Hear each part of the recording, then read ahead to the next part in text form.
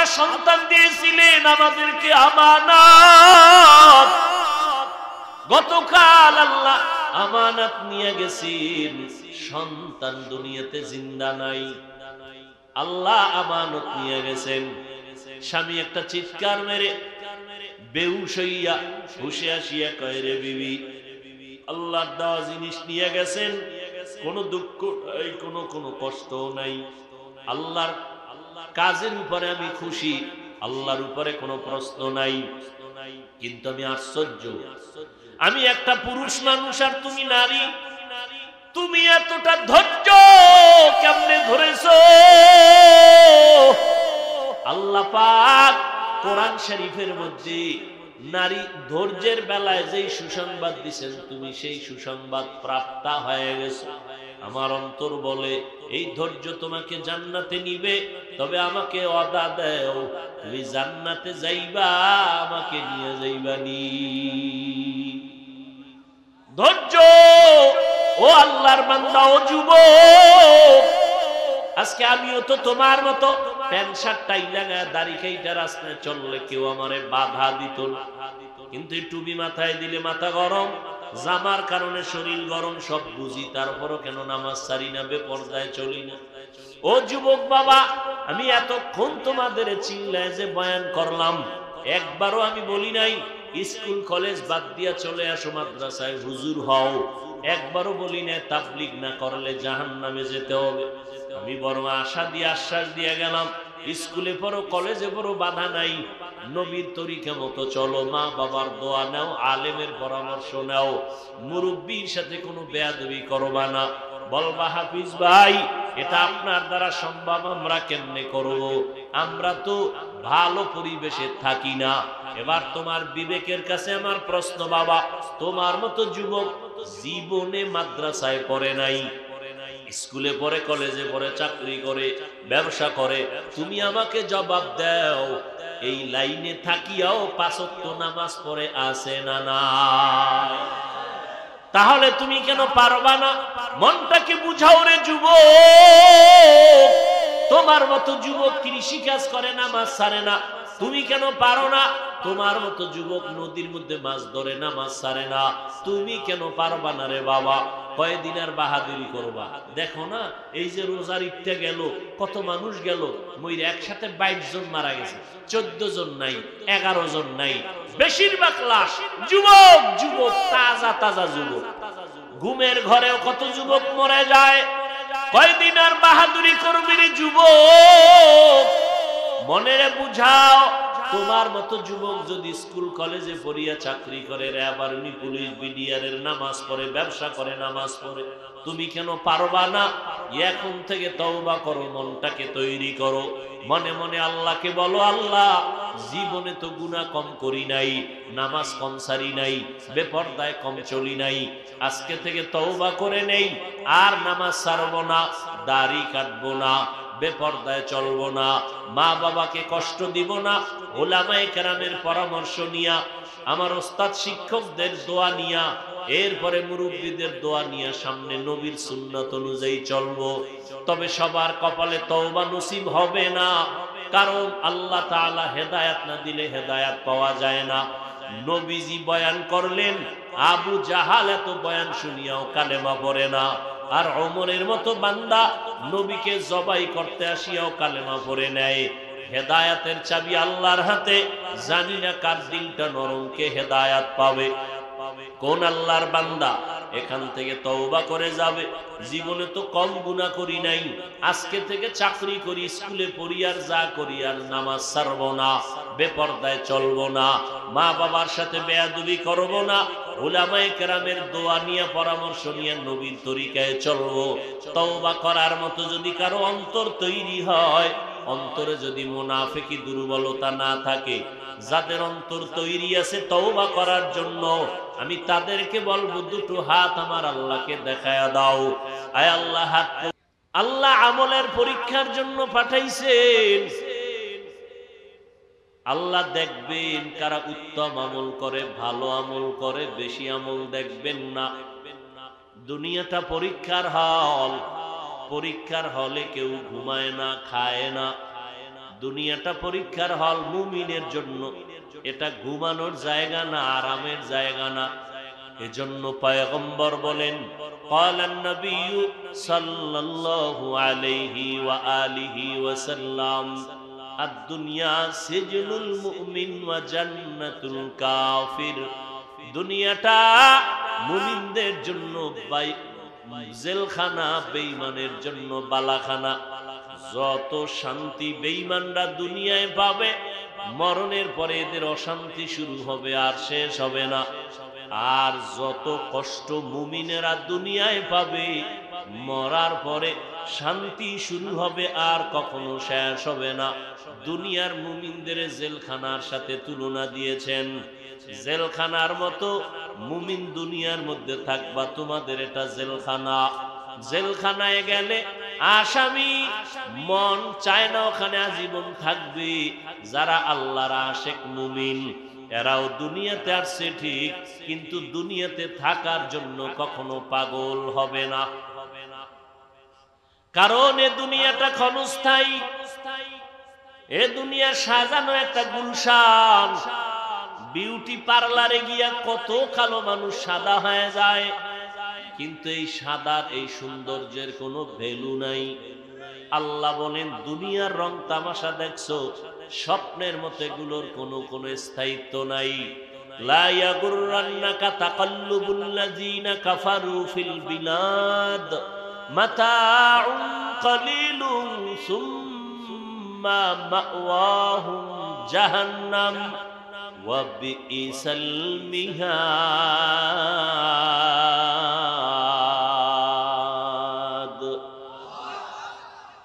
আল্লাহ বলেন, কাফের মুশরিকদের বানানো বাড়ি দ্বারা গুলশান দেখে পাগল হইও না, এর পরিণাম ফল ভালো না, জাহান্নামে হবে তারা।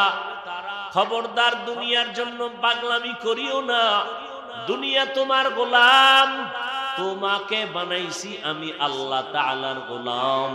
ক্বালান নবিয়্যু সাল্লাল্লাহু আলাইহি ওয়া আলিহি ওয়াসাল্লাম, আদ-দুনিয়া খুলিকাত লাকুম ওয়া আন্নাকুম খুলিকতুম লিল আখিরাহ। পয়গম্বর বলেন, দুনিয়া আল্লাহ মানুষের গোলামি করার জন্য বানাইছেন, আর মানুষকে আল্লাহ তার গোলামির জন্য বানাইছেন। এই দুনিয়াতে যারা ঠিকই আল্লাহর গোলামি করে, তার জন্য দুনিয়ার সব গোলাম হয়ে কাজ করে। এটা কোন জেলা? আরে ভাই, ভলিউমটা বাড়া। এটা চাঁদপুর জেলা না? শাহরাস্তি থানা। এই জেলায় আর একটা থানা আছে, কচুয়া। আসেনি? কচুয়া থানার ভিতরে একটা নামি দামি গ্রাম আছে, উজানি। আসেনি? আমি উজানির ছাত্র। আমি চাঁদপুর জাফরাবাদের ছাত্র। হ্যাঁ, ওই উজানির যে কারি ইব্রাহিম, কারি সাহেব কয়, আমগো দেশে কারি সাহেব মানে মনে হয় ছোটখাটো, কিন্তু উজানির কারি ইব্রাহিম তিনি জবরদস্ত আলেম। একদিকে আলেম, আর একদিকে সে কারি। এটা তার ডিগ্রি। একটা মানুষের ডিগ্রি অনেকগুলো, অথচ তার মূল বাড়ি নোয়াখালী। আপনাকে পাশেই তো নোয়াখালী। ওই নোয়াখালীতে তার বাবা টাকার বাগান বানায় ঘুমাইতেন, আর তার সন্তান ইব্রাহিমকে আল্লাহ বাছাই করছেন, আল্লাহ সিলেকশন করেছেন। মানুষ একজনের চেয়ারে বসাইতে হলে কি করে? ইলেকশন। আল্লাহ কি করে? সিলেকশন করে। কারি ইব্রাহিমকে আল্লাহ সিলেকশন করছেন যে এর দিয়ে আল্লাহ দ্বীনের খেদমত নিবেন। বাবার থেকে টান দিয়ে নিয়ে গেছেন ভারত। রশিদ আহমদ গাঙ্গুহি এই দুনিয়ায় আলেমদের মধ্যেও যারা বি গ্রুপে আছে, বিভিন্ন লাইনে আছে, এরাও রশিদ আহমদ গাঙ্গুহি কে, কত বড় আলেম, সব বেদাতিরাও জানে, বাতিলরাও জানে, সব আলেমরা তাকে চিনে। রশিদ আহমদ গাঙ্গুহি কে? সেই রশিদ আহমদ গাঙ্গুহির নেক সোহবত পাইয়া পুরা মাওলানা হইয়া, শুধু কারি সাহেব না, আমগো দেশের উজানির কারি বা আরো কারিরা কেরাত পরে এক লাহানে। কারি ইব্রাহিম রহমতুল্লাহ আলাই তিনি 7 লাহানে কেরাত পড়তেন। এক আয়াত 7 ভাবে পড়া যায়। কোরআন তো ওইভাবে রাসূল থেকেই শুরু হয়েছে, কিন্তু উম্মতরা বিগড়ায় যাবে এজন্য একটা চালু হয়ে গেছে, কিন্তু 7 লাহানে পড়া যাবে। তিনি 7 লাহানে কোরআন শিখছেন, 7 লাইনে পড়া যায়। তো এবার লেখাপড়া শেষ, অন্তরের কিছু পাওয়ার নিলেন, মক্কায় গেলেন। ওখানে গিয়ে এক জায়গায় নামাজ পড়াইছেন। কণ্ঠের আওয়াজ আর তেলাওয়াত শুনে মক্কার মানুষরা বেকারার হয়ে রেখে দিলেন ওখানে। পরে এক পর্যায়ে ওই আরবের মেয়ে বিয়ে দিলেন। শর্ত কি? মেয়েকে বাংলাদেশে নেওয়া যাবে না। রশিদ আহমদ গঙ্গুহি রহমতুল্লাহ আলাইহি চিঠি লিখলেন, ইব্রাহিম তুমি আর কত থাকবা, দেশে গিয়া খেদমত করো দিনের। চিঠি ভাই আর দেরি করা যায় না, বিবি কি করবা, থাকবা না যাবা? শর্ত তো না যাওয়া, কারণ আমি যাব, অনুমতি নাও। নিয়ে আসলেন। এই উজানির জমিনটা ছিল হিন্দুদের মালিকানায়, বিশাল জঙ্গল। খরিদ করলেন, করে জঙ্গল সাফ করার জন্য ভেতরে ঢুকলেন। ঢুকে দেখেন একটা পুরানো গম্বুজ। গম্বুজটা দেখেন, তিনি দেখছেন কত বছর আগে। সেই গম্বুজ আজও আছে সেই গম্বুজটাই। এখন যে উজানি যদি কেউ যান, উজানির যে বিশাল বড় মসজিদ, ওই মসজিদের দক্ষিণ পশ্চিম কর্নারে ওই গম্বুজটা আজও আছে। গিয়ে দেখেন একটা বাঘ তার বাচ্চাকে দুধ পান করায়। তো ইব্রাহিম রহমতুল্লাহ আলাইহি বললেন, বাঘ বনি আদম বড় দামি জাতি, তার মধ্যে আমরা এখন বসবাস করব, তুমি তোমার গন্তব্য অন্য জায়গায় নিয়ে নাও, এটা আমরা আদম সন্তান থাকবো। কথাটা বলতে দেরি, বাঘ তার বাচ্চাকে নিয়ে রওনা দিতে আর দেরি হয়নি। আপনারা তো সুবহানাল্লাহ বলছেন, যারা উলিয়া উলিয়া মানে না এরা তো বলবে কাফের, নাউজুবিল্লাহ। আপনি বলবেন সুবহানাল্লাহ, হেরা কই কি? আমি নাউজুবিল্লাহ ওয়ালাকে কেমনে বুঝাই? আচ্ছা, আমারে আপনারা গ্রামের মানুষ সহজে বুঝদেই। আপনারা গরু নিয়ে হাল চাষ করেন এই এলাকায়, দেখছেন কখনো? কারা করে? বড় বড় হুজুরেরা, পাগড়িওয়ালারা, মোটামুটি সমাজের মোটামুটি একটু মূর্খ থার্ড ক্লাসের মানুষ, তাই তো ভাই? সত্য কথা স্বীকার করতে বলছি না? আচ্ছা, গরু নিয়ে যখন চাষাবাদ করে, সত্য কথা স্বীকার করেন, গরুটারে যখন ডানে কয় ডানে যায়নি, বামে যাইতে গেলে যায়, দাঁড়াইতে গেলে দাঁড়ায়, তাহলে একটা গরু ওই রাখালের কথা শুনেনি, একটা বেনামাজির কথা গরু শুনে? বলে একটা বেনামাজি বেআমলওয়ালার কথা যদি গরু শুনে, একজন তাকওয়াওয়ালা তাহাজ্জুদওয়ালার কথা বাঘ শুনবে না কেন? বলেন, আপনাদের তো অনেক জ্ঞান, আমাদেরকে মনে করেন আমরা বোকা। একজনে দাঁড়ায় বলেন তো আমার এই কথার কাউন্টারে কি বলবেন আপনি? মানুষ দামি না বাঘ দামি? এক কথায় মানুষের থেকে দামি আর কোন প্রাণী? দুনিয়ার যত প্রাণী সব মানুষের কি? একটু আগে বলছি কি? গোলাম। সমস্ত মখলুক মানুষের। মানুষ কার গোলাম? আপনি আল্লাহর গোলামি করেন, আপনি কলা গাছের সাথে কথা বলবেন, ও কলা গাছ আপনার ইশারা বুঝবে, আপনার কথা মানবে, কিন্তু আপনার জিহ্বা পবিত্র লাগবে, চোখ পবিত্র লাগবে। আপনি তো সেই গোলাম হন নাই, বরং আপনি হইছেন দুনিয়ার গোলাম। ঘুমের ভিতরে টাকা, নামাজে দাঁড়াইয়াও টাকা, কারে মারবেন, কারে ধরবেন, কারটা খাইয়া বড় লোক হবে, এই তো চলছে। এতটা চূড়ান্ত খারাপের দিকে যাইতেছে।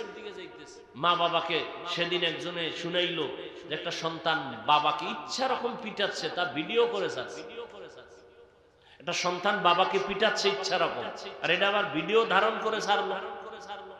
এই তো আমার দেশের হালাত।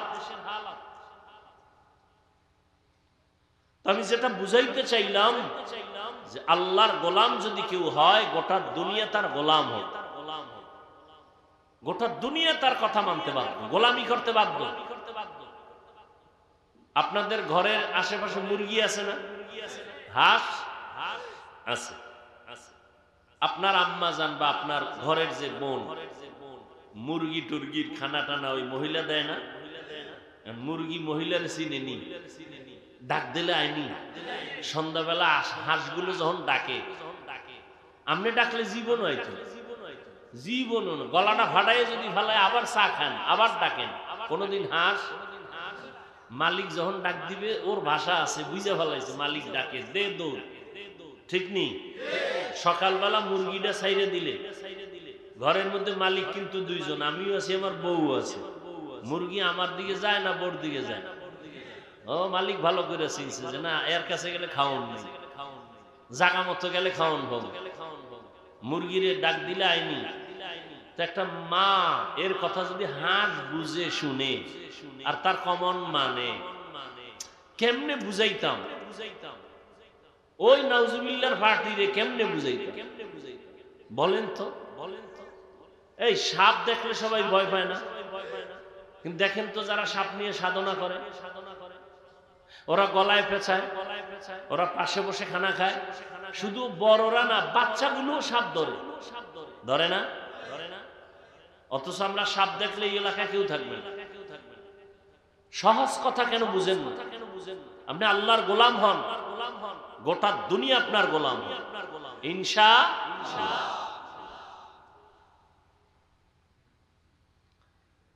হ্যাঁ, কিন্তু আমরা গোলাম হয়ে গেছি এখন দুনিয়ার, টাকার পিছনে ঘুরি, দুনিয়ার পিছনে ঘুরি, যে কারণে আমরা দুনিয়াও পাই না, আল্লাহরও পাই না। ওই যে একটা গ্রামে প্রবাদ আছে না, ময়ূরে নাকি না কাউয়ায়, কোনটা এরকম একটা কথা আছে না?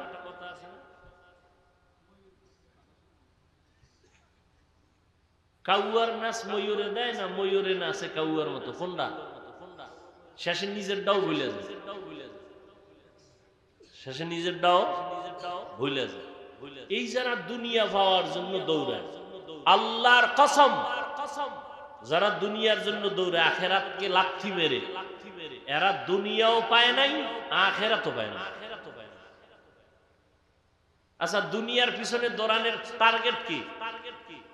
সম্মানে থাকবো, শান্তিতে থাকবো, ঠিক? আমাকে একজন দেখান তো সুদ ঘুষ খাইয়া, হারাম খাইয়া 10 তলা 20 তলা বিল্ডিং করে একজনও কি শান্তিতে আছে? সম্মান, কিসের সম্মান? কিসের সম্মান? সম্মানের পিছনে জুতা মোবারক রেডি, কথা ঠিক নেই? আমরা চেয়ারে বসছি, চেয়ারম্যানও চেয়ারে বয়নি। চেয়ারম্যানের চেয়ারের মেয়াদ আছে, কোরআনওয়ালার চেয়ারের কোনো মেয়াদ নাই। সম্মান কে দেয়? আর আমরা যারা ফকিন্নি, আমগো যারা বোকা বলেন, আমরা দুনিয়াদারি বুঝি না, আখেরাত লইয়া একটু চিল্লাই, বলেন তো আমগো সম্মান কম? বল, সত্য কথাটা বলেন না, কম কে দিছেন? আমরা অশান্তিতে আছি। হ্যাঁ, জাহিরি ভাবে দেখবেন আপনার মাসে ইনকাম 50, টেবিলের তলে 50। কত হইছে? আমগো ইনকাম মাসে গেরান্না হুজুরের 10,000, বাকি 6 মাস, ঠিক? এরপরে হুজুরে ভিক্ষা করছে। কোনদিন জুমায় খাড়ায় কইছে আজকে বেতন ঠিক মতো না দিলে আসর থেকে সূরাটা উল্টা হবে, কইছে কোন হুজুর? অথচ হুজুরের ঘরে খানেওয়ালার পেটের সংখ্যা কি? আমনের ঘরে সংখ্যা কম না?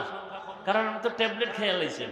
ছেলে হোক মেয়ে হোক দুটোর বেশি নয়, একটা হলে ভালো হয়, না হইলে আরো ভালো। আর হুজুর কয় যত পারো সন্তান জন্মাও। মদিনাওয়ালা কইছে ওই বাড়ির মাইয়া বিয়া করো যেই বাড়িতে সন্তান বেশি।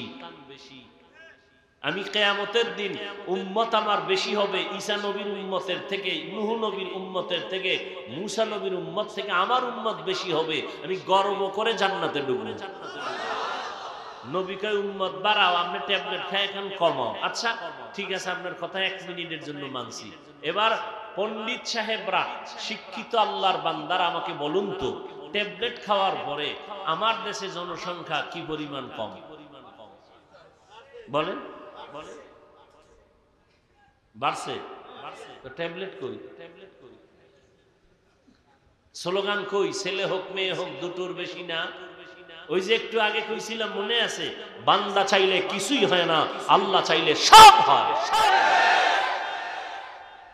এখন একজনে কিছু চালাক আছে না, কইব হুজুরেরা বাড়াইছে।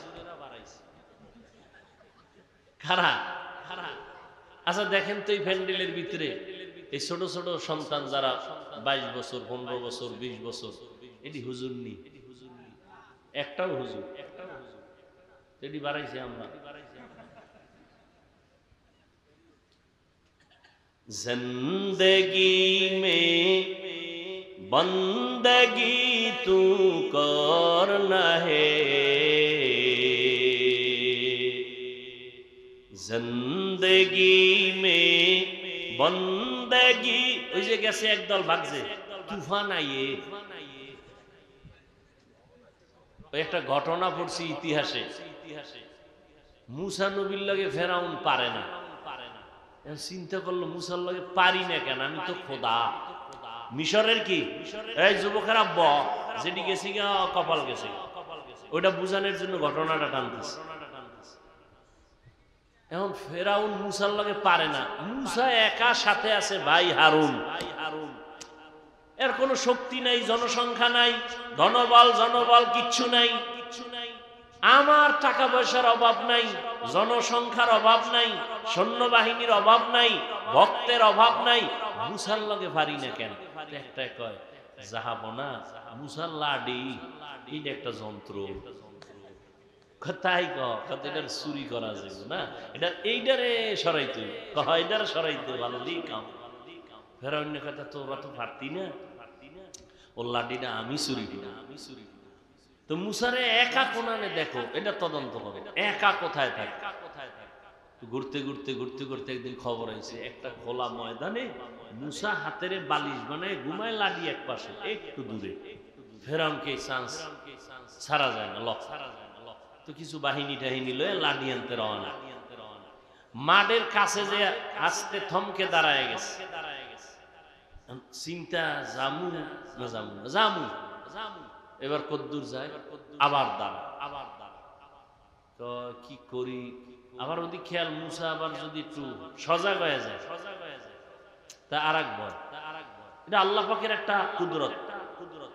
যারা খাঁটি আল্লাহর গোলাম, এদের কিচ্ছু নাই, কিন্তু যত দুশ্মন হোক সামনে আইসা চেহারার দিকে তাকাইলে ও আসমান জমিন বরাবর আগুন থাকলো মোমের মতো পানি হয়ে যায় দেখলেই। ফেরাউন কিছু দূর যায়, আবার একটু ব্যাক করে, আবার দাঁড়ায়। এভাবে করতে করতে করতে করতে একেবারে কাছাকাছি, আর 2-3টা ধাক্কা মারলেই লাঠি রেলয়ে দৌড়। এর মধ্যে মুসা নবী তো চোখ বন্ধ, লাঠি লাঠির জায়গায়।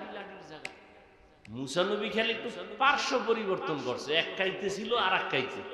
এই যে একটা নাড়া দিয়ে উঠছে না, ফেরাউন দৌড়। ভক্তরা কয় কি, ও কয় আইয়ে, কি আইয়ে।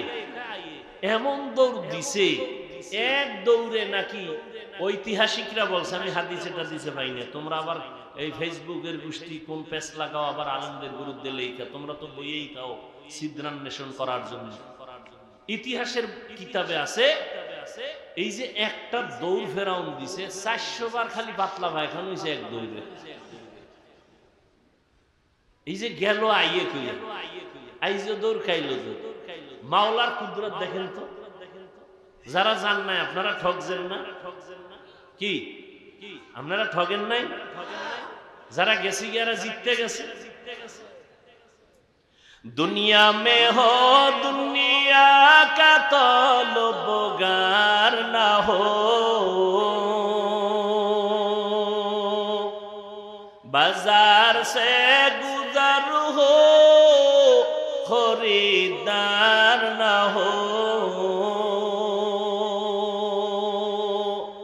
ये दुनिया एक मिसल कागज फूल है, ये दुनिया एक मिसल कागज फूल है, जिंदगी में बंदगी तू करना है, जिंदगी बंदगी तू करना है, जिंदगी बे बंदगी शर्मिंदा है, जिंदगी बे बंदगी शर्मिंदा है, जिंदगी में बंदगी कुन बंदगी, जिंदगी बे बंदगी शर्मिंदगी। আল্লাহ তাআলা বলেন, ও মানুষ, আমি মুমিনের পরীক্ষা দেওয়ার জন্য দুনিয়ায় পাঠাইলাম। আমি আমলের পরীক্ষা নিব, দেখব কারা ভালো আমল করে। বেশি আমল আল্লাহ দেখবেন না, আহসানু আমালা বলেছেন। আল্লাহ ভালো আমল দেখবেন, তবে কোন দিনের আমলটা ভালো আমারও জানা নাই, আপনারও জানা নাই। এজন্য আমল বন্ধ করা যাবে না, আমল চালু রাখতে থাকো। একদিন আমল করতে করতে করতে করতে এক সময় ইখলাস চলে আসবে, আল্লাহর মোহাব্বত ভরে আমল হবে। জীবনে 50,000 সিজদা দিবা, এক সিজদা যদি আল্লাহর কাছে ভালো বলে কবুল হয়, তোমার 49,000 সিজদা যদি কাজে নাও লাগে, ওই এক সিজদা জান্নাত ওয়াজিব করে ফেলবে। আতিনা ফি দারে দুনিয়া না হাসান, আতিনা ফি দারে উকবা না হাসান, ইয়া গিয়াসাল মুস্তাগীসিন ইহদিনা লিফতিখারা বিল উলুমে ওয়াল গিনা। হর ঘড়ি দেনে কো তু তৈয়ার হ্যায়, जो न मांगे उससे तू बेजार है। আল্লাহ পাক রব্বুল আলামিন বলেন, আমি আমলের পরীক্ষা নিব। অন্য আয়াতে আল্লাহ বলেন, আমি 5টা জিনিসের দ্বারা পরীক্ষা নিব। পাস যারা করতে চাও, তোমাদের জন্য একটা পুঁজি লাগবে। ওই পুঁজিটা না থাকলে কেউ পরীক্ষায় পাস করতে পারবা না। ওই পুঁজিটার নাম হলো ধৈর্য। পুঁজির নাম কি? ওই পুঁজি না থাকলে পাস করা যাবে। এই ধৈর্য আবার 3 প্রকার। ইবাদতের বেলায় ধৈর্য, মুসিবতের বেলায় ধৈর্য, গুনাহের বেলায় ধৈর্য। এই ইবাদত, এখানে আপনারা যারা বলছেন, এটাও কিন্তু ইবাদতের অংশ। ধৈর্য যাদের নাই, এরা ফেল, পাস করতে পারে নাই। মোনাজাতটা দিয়া যাবেন, ধৈর্য না থাকলে এটা সম্ভব না। মদিনার নবী বলেন, কোন আল্লাহর গোলাম ঘর থেকে যখন উলামায়ে আহলে হকের মোলাকাতে, দ্বীনের আলোচনার মজলিসে রওনা হয়, প্রত্যেকের সাথে আমার আল্লাহ 70,000 রহমতের ফেরেশতাকে কাফেলা বানায় দেয়। এখানে বসা মাত্রই জীবনের সব গুনাহ মাফ। আরো আস্তে করে আল্লাহ কি আস্তে বললে শুনেন না? শুনেন না? তো জোরে বলার দরকার কি? আজকে ফজর থেকে ফরজ নামাজের কেরাত গুলো ইমামকে বলবেন আস্তে পড়ো, আল্লাহ আস্তে বললো শুনেন। চলবে চালাকি? যুক্তি চলবে? যুক্তি দিয়া নাস্তিক হওয়া যায়, আল্লাহ পাওয়া যায়। মুসলমানের বাচ্চা শিক্ষিতা, MBBS ডাক্তার, নাম কত সুন্দর, তাসলিমা, হয়ে গেছে বেঈমান। কেন? যুক্তি দিয়া ইসলামকে বুঝতে চাইছে। যুক্তি দিয়া বেঈমান হওয়া যায়, নাস্তিক হওয়া যায়, মুরতাদ হওয়া যায়, আল্লাহ পাওয়া যায় না।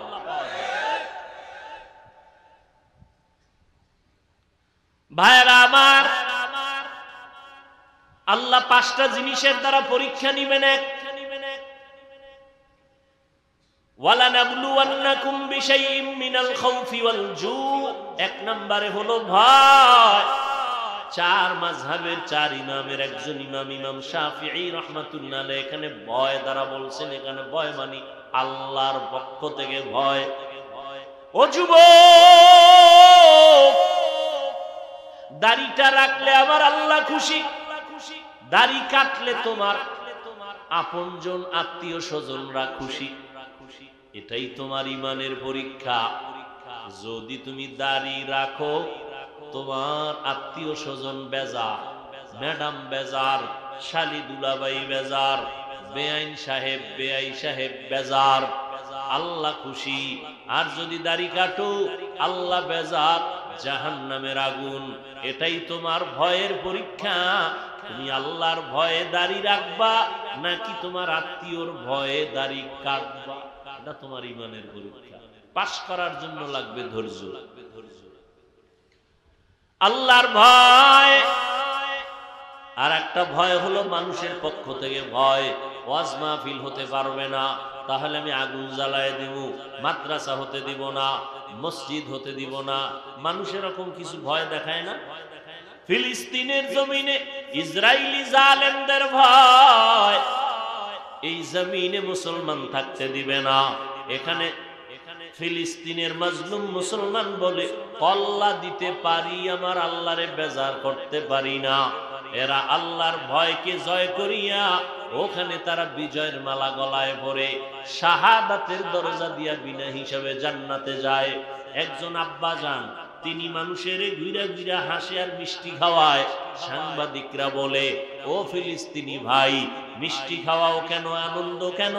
আমার 2 সন্তান এই জালেমের জুলুমের শিকার হইয়া শাহাদাতের দরজা দিয়ে আমার সন্তান জান্নাতে গেছে, আমি আনন্দিত। আমিও রেডি হয়ে যাইতেছি, এই শাহাদাতের দরজা দিয়ে জান্নাতে চলে যাব। শাহাদাতের মরণ, সোজা বিনা হিসাবে জান্নাত পাওয়ার মরণ। এখানেও ঝামেলা আছে, যদি মানুষকে দেখানোর জন্য কোন রিয়া ঢুকে যায়। ভাইরা আমার, আল্লাহর ভয় দ্বিতীয় সংক্ষেপ বললাম। দ্বিতীয়টা হলো ক্ষুধার দ্বারা আল্লাহ পরীক্ষা নিবেন। ক্ষুধা, ইমাম শাফিঈ রাহমাতুল্লাহ আলাইহি বলেন, এখানে ক্ষুধা মানে হলো রোজা। রোজা আল্লাহ ক্ষুধা দিয়া পরীক্ষা নেয়। এই যে রমজান গেল, কত মুসলমান রোজা রাখে নাই, বলছে আমার ঘরে কি ভাতের অভাব, আমি রোজা রাখবো কেন? এরকম বলনেওয়ালা ছিল না? রোজা রাখে নাই। আচ্ছা, আমরা কি ভাতের অভাবে রোজা রাখছি?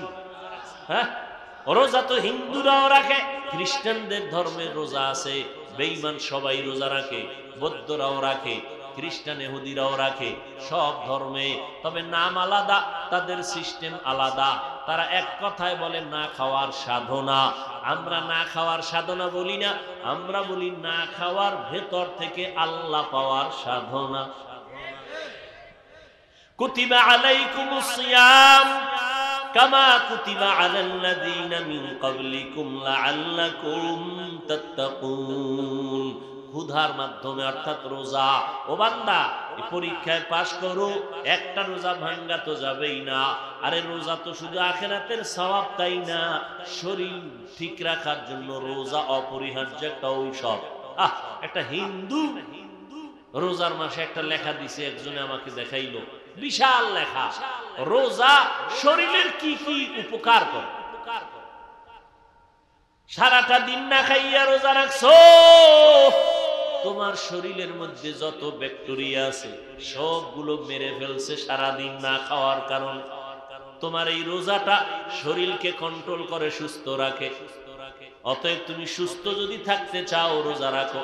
এজন্যই পৃথিবীর শ্রেষ্ঠ ডাক্তার, ডাক্তারদের ডাক্তার, মুফাসসিরদের মুফাসসির, মুহাদ্দিসগণের মুহাদ্দিস, সমস্ত মুফতিদের শ্রেষ্ঠ মুফতি রাহমাতুল লিল আলামিন। শুধু রমজান না, প্রত্যেক সোমবার এবং বৃহস্পতিবার সপ্তাহে নবী রোজা রাখতেন। সোমবার আর বৃহস্পতিবার রোজা রাখবেন। একটু কষ্ট হবে, অভ্যাস করে ফেলাইলে দেখবেন শরীর তাজা, রোগ সব কম হোক। 3 নাম্বার পরীক্ষা হলো ওয়ানাকসিম মিনাল আমওয়াল, সম্পদের ঘাটতি। ইমাম শাফিঈ রাহমাতুল্লাহ আলাইহি বলেন, সম্পদের ঘাটতি মানে হলো যাকাত। কিয়ামতের আগে বড় লোকেরা যাকাত দিবে না, যাকাত দেওয়াটাকে জরিমানা মনে করে। অথচ আমি তো চ্যালেঞ্জ দিয়া বলি, আল্লাহর জাতের কসম, এই জমিনে বারবার আমরা ব্যানার দেখি, সাইনবোর্ড দেখি রাস্তার পাশে, দারিদ্র বিমোচন করো, দারিদ্র বিমোচন।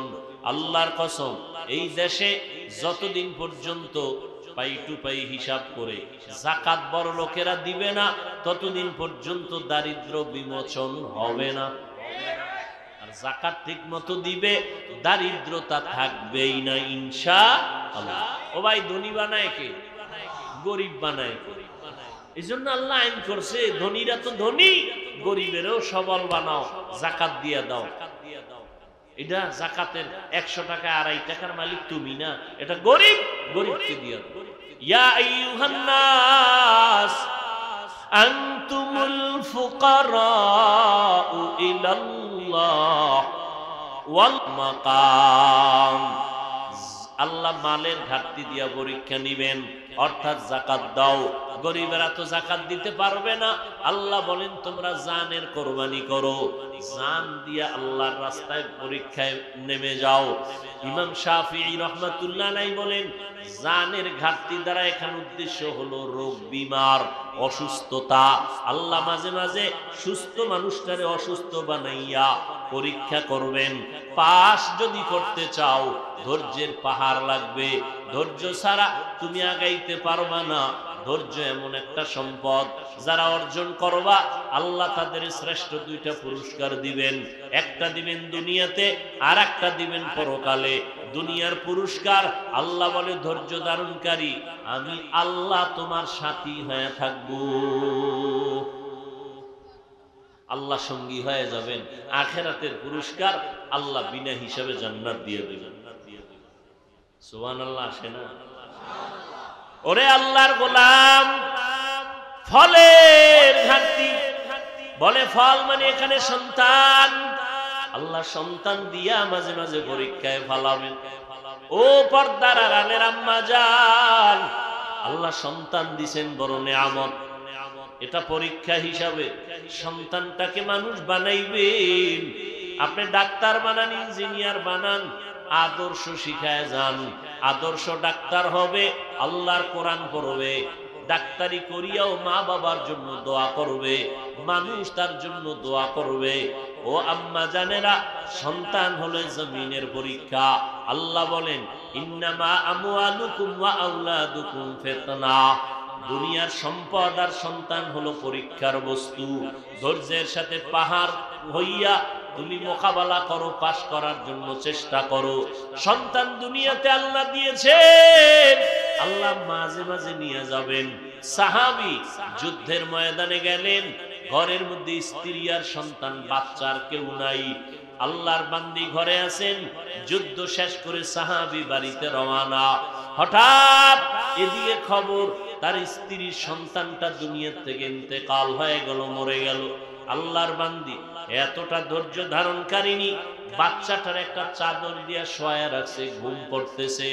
রাতের বেলা স্বামী আসছে, খানা খাওয়ায়, হাসি মুখে, কোনো আওয়াজ নাই। বলে আমার সন্তান কই?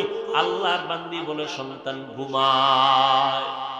বলে নাই মারা গেছে, যুদ্ধ থেকে আসছে, অন্তরে আবার পেরেশানি জাগবে। এতটুকু চিন্তা একজন স্ত্রী করে, এর ঘরটা জান্নাতের বাগান ছাড়া আর কি। আর আমাদের আম্মা জানেরা হুদা টেলিফোন কইরা স্বামীরে পেরেশানি ফালা লাগে না, এরপর একটা পেরেশানি দিয়ে রাখছে। আর ওই আল্লাহর বান্দি সাহাবীর স্ত্রী বলে না সন্তান মারা গেছে, জিগাইছে কই? কই ঘুমায়। রাতে খাওয়ায় ঘুম পাড়ায় দিছে, স্ত্রীও ঘুমায়, স্বামীও ঘুমায়। ফজরের আজান হয়ে গেছে, নামাজ শেষ। এইবার স্ত্রী কয়, স্বামী মনটা ভালো নি আপনার? কয় হ্যাঁ ভালো। একটা কথা বলবো, রাগ করবেন? কয় না তো। এই আল্লাহর বান্দারা, পর্দার আড়ালের মা, শুনো শুনো ইতিহাস। আল্লাহর বান্দি কয়, আপনার কাছে যদি কেউ টাকা আমানত রাখে, কোনো জিনিস, আপনি রাখবেন নি? কয় হ্যাঁ রাখবো। কাছে সময় মতো যদি চায় দিবেন নি? কয় দিব। দিতে গিয়া মনে কোনো কষ্ট আসবে নি? কয় না, কোনো কষ্ট আসবে না। এবার আল্লাহর বান্দি ডেকে বলে, ও স্বামী আমার, আল্লাহ একটা সন্তান দিয়েছিলেন আমাদেরকে আমানত।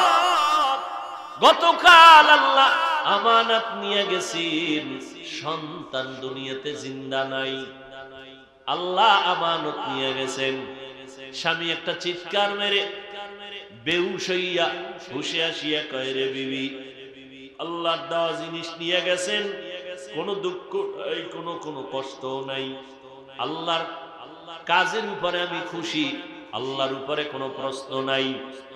কিন্তু আমি আশ্চর্য, আমি একটা পুরুষ মানুষ আর তুমি নারী, তুমি এতটা ধৈর্য কেমনে ধরেছো?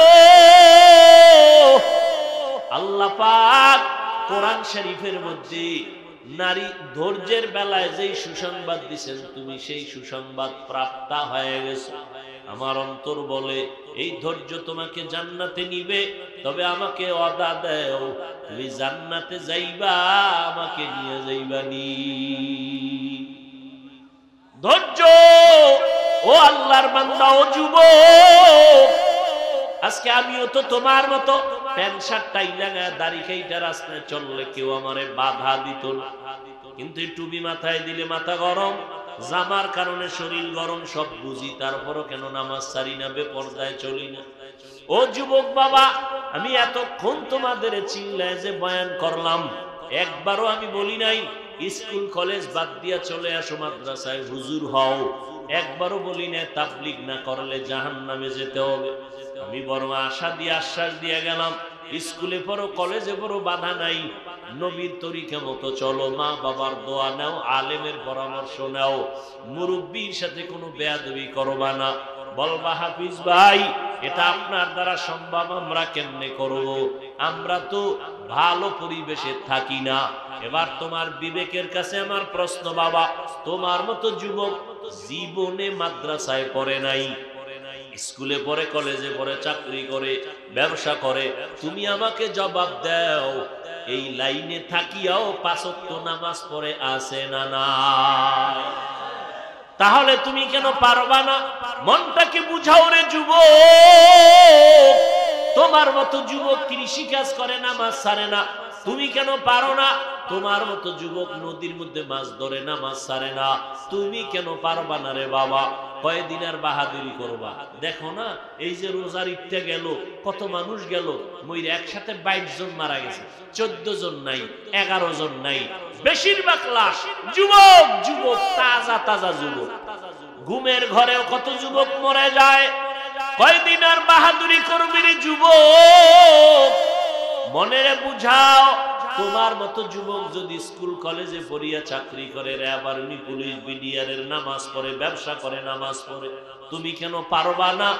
এখন থেকে তওবা করো, মনটাকে তৈরি করো, মনে মনে আল্লাহকে বলো, আল্লাহ জীবনে তো গুনাহ কম করি নাই, নামাজ কম সারি নাই, বেপরদায় কম চলি নাই, আজকে থেকে তওবা করে নেই, আর নামাজ ছাড়বো না, দাড়ি কাটবো না, বেপরদায় চলবো না, মা বাবাকে কষ্ট দিব না, ওলামায়ে কেরামের পরামর্শ নিয়া, আমার ওস্তাদ শিক্ষকদের দোয়া নিয়া, এরপরে মুরব্বীদের দোয়া নিয়া সামনে নবীর সুন্নাত অনুযায়ী চলবো।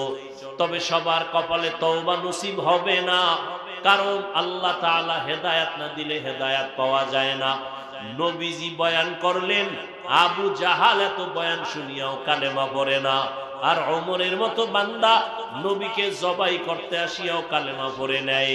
হেদায়েতের চাবি আল্লাহর হাতে, জানি না কার দিলটা নরম, কে হেদায়েত পাবে, কোন আল্লাহর বান্দা এখান থেকে তওবা করে যাবে। জীবনে তো কম গুনাহ করি নাই, আজকে থেকে চাকরি করি, স্কুলে পড়ি, আর যা করি, আর নামাজ ছাড়বো না, বেপরদায় চলবো না, মা বাবার সাথে বেয়াদবি করবো না, উলামায়ে কেরামের দোয়া নিয়ে, পরামর্শ নিয়ে নবীর তরিকায় চলবো। তওবা করার মতো যদি কারো অন্তর তৈরি হয়, অন্তরে যদি মুনাফিকি দুর্বলতা না থাকে, যাদের অন্তর তৈরি আছে তওবা করার জন্য, আমি তাদেরকে বলবো দুটো হাত আমার আল্লাহকে দেখায়া দাও। আয় আল্লাহ, হাত কবুল